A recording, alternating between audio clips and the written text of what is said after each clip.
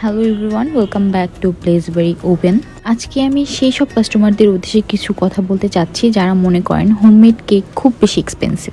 যারা আসলে মনে করেন হোমমেড কেক আমি 800 থেকে 900 টাকা পাউন্ডে কেন কিনবো।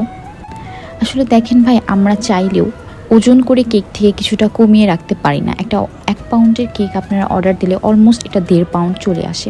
ফর এক্সাম্পল, আমার যে কেকটা আপনি স্ক্রিনে দেখতে পাচ্ছেন, এই কেকটি, এইটা কিন্তু একটা 1 পাউন্ডের কেক ছিল, বাট যেহেতু ক্লায়েন্টের রিকোয়ারমেন্ট ছিল যে কেকটা একটু বড় করে বানাতে, দ্যাটস ওয়াই আমি একটু ফ্ল্যাট বানাই এবং লাস্টে আমি দেখি যে এটা 1.5 পাউন্ড প্লাস হয়ে গিয়েছে।